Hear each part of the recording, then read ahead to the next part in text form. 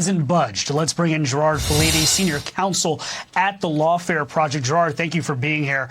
Let's start off where Ro Khanna left us here with what he just said in that soundbite we just played. He's saying that the Supreme Court overstepped its bounds here with these decisions, particularly on the $430 billion student debt relief plan. They're saying that they're legislating from the bench. What would be your response to the congressman? It's disappointing that the congressman should know better. He should know civics. He should understand how the Supreme Court works, and he is completely wrong. The issue here is that the Biden administration overstepped congressional authority when it implemented its plan to cut student debt. That's not how it's supposed to work. He did not have a clear mandate from Congress. The Supreme Court called it for what it was, and it struck down the plan. Now, Biden can, as he is doing, use other mechanisms to achieve the same goal in a constitutional legal manner. That's not the Supreme Court being politicized. That's the Supreme Court doing its job, and it's disappointing that some congressmen don't understand that. Yeah, it wasn't at the Supreme Court that pretty much said they said the major questions doctrine was implemented here, ultimately saying, look, Congress, we need you guys to be more specific about your legislation. We're not going to sit here and try to opine on what we think Congress wants to do. If this legislation was supposed to do what it was supposed to do, the HEROES Act, then it should flat out say it, right? Yes, it should. And this is a trend going back to Dobbs. This is something that this Supreme Court, the Roberts Court, has said repeatedly. Congress needs to do its job. We can have laws, but they need to be properly drawn up. They need to be voted on, approved, ratified. You cannot just have the executive acting or overreacting on political ideas without having that law passed first. So this court has been true to the Constitution. It has been true to how laws should be passed. And it's putting the burden back on the Congress, on elected officials to pass legislation, not to have a court come in and say what the law is and create law from the bench. To the contrary, the Supreme Court has said that it's up to Congress to draft the laws, and Congress has not been doing its job. And the president can't make up for that either. This is the way the government works, is Congress taking the lead. And the Supreme Court is merely affirming what we've known for over 200 years. Democrat Alexandria Ocasio-Cortez had this to say earlier on another network. Listen. This is not a new development in history. This is part of our system of checks and balances. The courts, if they were to proceed without any check on their power, without any balance on their power, then we will start to see an undemocratic and frankly dangerous authoritarian expansion of power in the Supreme Court, which is what we are seeing now. She's saying the court is creeping towards authoritarianism, and some of the ideas that they have now is they want to institute term limits on these justices and expand the court. What are your thoughts on both of those, well, what they believe would be solutions to this?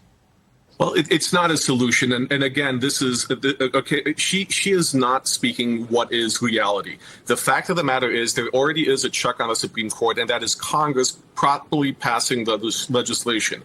If they do not agree with the Supreme Court decision, they can override it. They can pass an amendment to the Constitution. There are proper steps already enshrined in American law, in jurisprudence that it can take. Packing the court, that's a political dynamite. That is nothing more than an attempt to instill progressive ideas in an unelected and unrepresentative way. You don't like what the Supreme Court doing? It's fine. We will change the makeup of the court. That's a temper tantrum. That's not a solution to any problem by any means. President Biden would seemingly agree with you, at least in his interview with MSNBC, saying that he thinks that it would be a mistake to pack the court. It would lead down towards a road of just continuously politicizing even more of the court than how it's already being perceived. And speaking about perception, let's bring up this Fox News poll. It's undeniable. Confidence in the Supreme Court from the American people has plummeted since 2017. In 2017, 83% of Americans had confidence in the court. 6 years later, that's plummeted to 48%. There is a real confidence problem here. And I guess I'm wondering what you think would be the solution to that, if not enacting some type of reforms that are being mentioned here. The confidence problem in the court is that, quite simply, the court does not have a voice to explain and to justify itself. We are seeing partisan politics at play, whether it's on the Democratic side or the Republican side. They're taking on the role of interpreting what the Supreme Court is doing through the lens of politics. The Supreme Court, Chief Justice Roberts, is not out there doing interviews. He's not explaining what the court is doing or why. And that's not something that the Supreme Court has ever done. We've always trusted it to be above the political fray. But why is perception becoming negative of the Supreme Court? Because everyone is politicizing politicizing it without giving credit to what the court actually does. So that's the fundamental problem. We see a decrease in public confidence because the court is not speaking for itself, and quite frankly, not enough lawyers and professionals and politicians are speaking to what the court is doing right. Everyone is trying to politicize the issue, and that's making the problem worse. Gerard, just really quickly here, but do you think a code of ethics, yes or no, is something that could potentially be a middle ground here? Adopt a code of ethics for the court? I think they have a code of ethics. I think we need more clarity as to what it is and how it's implemented and what they look at. I do think it's reasonable to understand that the justices do need to be more transparent about the discussions they have, funds they have coming in, who their friends are, what business travels they make. But that is a good, reasonable way to look and see if there's any undue influence on any judge, including Supreme Court justices. Reasonable. Let's see if reasonableness wins out. It hasn't lately. Gerard Filitti, Senior Counsel at the Lawfare Project. Gerard, thank you for joining us. Appreciate it. My pleasure. Thank you.